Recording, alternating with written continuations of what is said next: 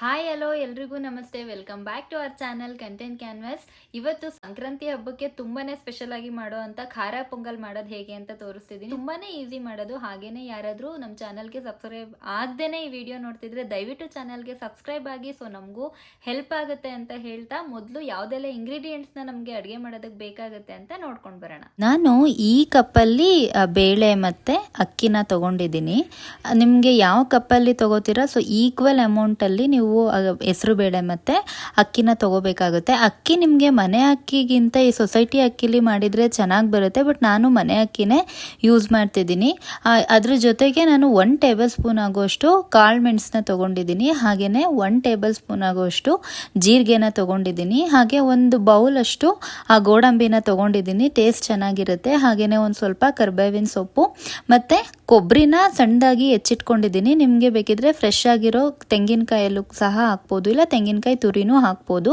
ಹಾಗೆಯೇ ಇಲ್ಲಿ ಶುಂಠಿನ ತುರಿದಿಟ್ಕೊಂಡಿದ್ದೀನಿ ಮತ್ತು ಒಂದು 4 ಬೆಳ್ಳುಳ್ಳಿ ಹೆಸಲನ್ನ ತೊಗೊಂಡಿದ್ದೀನಿ. ಶುಂಠಿನ ಕಟ್ ಮಾಡಿ ಹಾಕೋದ್ಕಿಂತ ಈ ಥರ ತುರಿದಿಟ್ಕೊಂಡ್ರೆ ಟೇಸ್ಟ್ ಚೆನ್ನಾಗಿರುತ್ತೆ. ಹಾಗೆಯೇ ಒಂದು 4ರಿಂದ 5 ಮೆಣಸಿನ್ಕಾಯಿ ಆದರೆ ಸಾಕಾಗುತ್ತೆ. ಮತ್ತು ಒಗ್ಗರಣೆಗೆ ಎಣ್ಣೆ ಜೊತೆಗೆ ಸ್ವಲ್ಪ ತುಪ್ಪನ ಎತ್ತಿಟ್ಕೊಂಡಿದ್ದೀನಿ.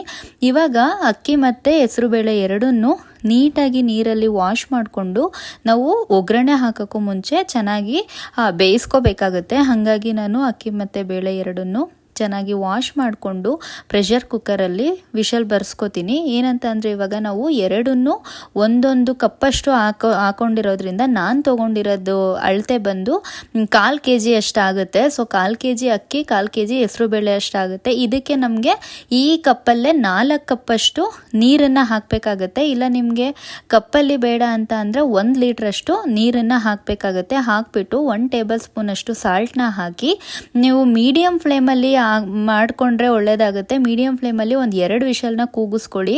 ಸೊ ಅವಾಗ ಏನಾಗುತ್ತೆ, ನಮಗೆ ತುಂಬ ಬೇಯಲ್ಲ, ಹೆಸರುಬೇಳೆ ಬೆಂದ್ಬಿಟ್ಟು ಹೋಗಿರೋ ಥರ ಆಗಲ್ಲ, ಬಟ್ ಒಂದು ನೀಟಾಗಿ ಒಂದು ಹದದಲ್ಲಿ ಎರಡೂ ಬೆಂದಿರುತ್ತೆ. ಇವಾಗ ವಿಷಲ್ ಹೋಗಿದೆ, ನಾನು ತೆಗಿತಿದ್ದೀನಿ ನೋಡಿ. ಇವಾಗ ಸ್ವಲ್ಪ ನಮಗೆ ನೀರು ಡ್ರೈ ಅನಿಸ್ತಿದೆ ಅಲ್ವಾ, ನಾನು ಲೋ ಫ್ಲೇಮಲ್ಲಿ ಬಿಸಿನೀರನ್ನ ಹಾಕ್ತಿದ್ದೀನಿ. ನಮಗೆ ತಣ್ಣೀರು ಹಾಕ್ಬಿಟ್ಟು ನಾವು ಮತ್ತೆ ಕುದಿ ಬರೋಕ್ಕಿಟ್ರೆ ಏನಾಗುತ್ತೆ ಅಂದರೆ ನಮಗೆ ತಣ್ಣೀರು ಕಾಯ್ದು ಮತ್ತೆ ಅದು ಕುದಿ ಬರೋಕ್ಕೇ ತುಂಬ ಟೈಮ್ ಆಗುತ್ತೆ. ಆ ಟೈಮಲ್ಲಿ ನಮಗೆ ಹೆಸರುಬೇಳೆ ಮತ್ತು ಅನ್ನ ಇನ್ನೂ ಸ್ವಲ್ಪ ಬೆಂದುಬಿಟ್ಟು ಪಾಯಸ ಥರ ಆಗುತ್ತೆ. ಆ ಥರ ಆದರೆ ಪೊಂಗಲ್ ತಿನ್ನೋದಕ್ಕೆ ಅಷ್ಟು ಚೆನ್ನಾಗಿರಲ್ಲ. ಹಾಗಾಗಿ ಬಿಸಿನೀರನ್ನ ಹಾಕ್ತಿದ್ದೀನಿ. ಬಿಸಿನೀರು ಹಾಕಿದರೆ ಏನಾಗುತ್ತೆ, ಪೊಂಗಲ್ಲು ತುಂಬ ಬೇಗ ಗಟ್ಟಿ ಕೂಡ ಆಗಲ್ಲ. ಹಾಗಾಗಿ ಬಿಸಿನೀರನ್ನ ಯೂಸ್ ಮಾಡಿ. ಈ ಕನ್ಸಿಸ್ಟೆನ್ಸಿ ಬಂದಮೇಲೆ ನೀವು ಆಫ್ ಮಾಡಿಬಿಟ್ಟು ಕುಕ್ಕರ್ನ ಎತ್ತಿಟ್ಕೊಳ್ಳಿ. ಇವಾಗ ಒಂದು ಪ್ಯಾನ್ಗೆ ಒಂದು ಸ್ವಲ್ಪ ಎಣ್ಣೆ ಹಾಕ್ಕೊಂಡು ಹಾಗೆಯೇ ತುಪ್ಪ ಹಾಕ್ತಿದ್ದೀನಿ. ಕೆಲವ್ರು ಏನಂದರೆ ತುಪ್ಪನ ಒಗ್ಗರಣೆ ಎಲ್ಲ ಆದಮೇಲೆ ಡೈರೆಕ್ಟಾಗಿ ಹಾಕ್ತಾರೆ, ನಿಮ್ಗೆ ಹಾಗೂ ಬೇಕಿದ್ರೆ ಹಾಕ್ಬೋದು. ಅದ್ರ ಜೊತೆಗೆ ತೊಗೊಂಡಿರೋ ಅಂಥ ಕಾಳುಮೆಣಸು ಹಾಗೆಯೇ ಜೀರಿಗೆ ಮತ್ತು ಗೋಡಂಬಿನ ಮೊದಲು ಹಾಕ್ಕೊಂಡು 1 ನಿಮಿಷದಷ್ಟು ಕಾಲ ಮೀಡಿಯಮ್ ಫ್ಲೇಮಲ್ಲಿ ಫ್ರೈ ಮಾಡ್ಕೋತೀನಿ. ಇದಾದಮೇಲೆ ನಾನು ನೆಕ್ಸ್ಟ್ ಏನಂತ ಅಂದರೆ ಶುಂಠಿ ಮತ್ತು ಬೆಳ್ಳುಳ್ಳಿ ಏನಿತ್ತು ತೊಗೊಂಡಿದ್ನಲ್ಲ ಅದು, ಅದ್ರ ಜೊತೆಗೆ ಕೊಬ್ಬರಿ ಕಟ್ ಮಾಡಿ ಇಟ್ಕೊಂಡಿದ್ದು, ಹಾಗೆಯೇ ಕರಿಬೇವಿನ ಸೊಪ್ಪು ಮತ್ತು ಮೆಣಸಿನ್ಕಾಯಿ, ಇದ್ರ ಜೊತೆಗೆ ಒಂದು ಚಿಟಿಕೆಯಷ್ಟು ಅರಿಶಿನ, ಇದಿಷ್ಟನ್ನು ಹಾಕ್ಬಿಟ್ಟು 1 ನಿಮಿಷ ನಮಗೆ ಫ್ರೈ ಮಾಡಿಕೊಂಡ್ರೆ ಸಾಕು. ಇದನ್ನು ತುಂಬ ಹೊತ್ತು ಒಗ್ಗರಣೆಯಲ್ಲಿ ಬೇಯಿಸ್ಬೇಕಂತ ಏನಿಲ್ಲ. ಆದಮೇಲೆ ನಾನಿವಾಗ ಅಕ್ಕಿ ಬೇಳೆ ಬೇಯಿಸಿಟ್ಕೊಂಡಿದ್ನಲ್ಲ ಅದಕ್ಕೆ ಮಿಕ್ಸ್ ಮಾಡ್ತಿದ್ದೀನಿ. ಏನಂದರೆ ನೀವು ಇವಾಗ ಮಿಕ್ಸ್ ಮಾಡುವಾಗ ನೀವು ಗ್ಯಾಸ್ ಮೇಲೆ ಇಟ್ಕೊಂಡು ಮಿಕ್ಸ್ ಮಾಡೋ ಹಂಗಿಲ್ಲ, ನೀಟಾಗಿ ಗ್ಯಾಸ್ ಟರ್ನ್ ಆಫ್ ಆದಮೇಲೆ ನಾವು ಇದನ್ನು ನೀಟಾಗಿ ಮಿಕ್ಸ್ ಮಾಡಬೇಕಾಗುತ್ತೆ. ನಿಮಗೆ ಸ್ವಲ್ಪ ಸಾಲ್ಟ್ ಏನಾದರೂ ಬೇಕು ಅಂದರೆ ಹಾಕೋಬೋದು, ಬಟ್ ನಾನು ಹೇಳೋ ಕ್ವಾಂಟಿಟಿಗೆ 1 ಟೇಬಲ್ ಸ್ಪೂನ್ ಅಷ್ಟು ಸಾಲ್ಟ್ ಹಾಕಿದರೆ ಸಾಕಾಗುತ್ತೆ.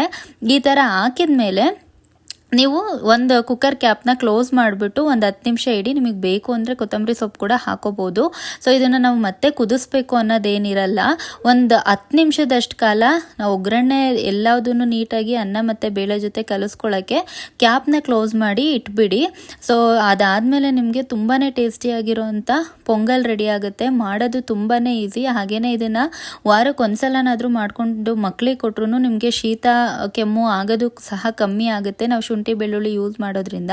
ಇದ್ರ ಜೊತೆಗೆ ನಾವು ಉದ್ದಿನವಡೆ ಮತ್ತು ಕಾಯಿ ಚಟ್ನಿ ಜೊತೆ ತಿಂದರೆ ತುಂಬಾ ಚೆನ್ನಾಗಿರುತ್ತೆ. ಒಂದ್ಸಲ ಟ್ರೈ ಮಾಡಿ ನೋಡಿ. ನಿಮ್ಗೆ ಇಷ್ಟ ಆದರೆ ದಯವಿಟ್ಟು ನಮ್ಮ ಚಾನಲ್ನ ಸಬ್ಸ್ಕ್ರೈಬ್ ಮಾಡಿ ಹಾಗೆಯೇ ಶೇರ್ ಮಾಡಿ ಅಂತ ಕೇಳ್ತಾ ಥ್ಯಾಂಕ್ ಯು ಸೋ ಮಚ್.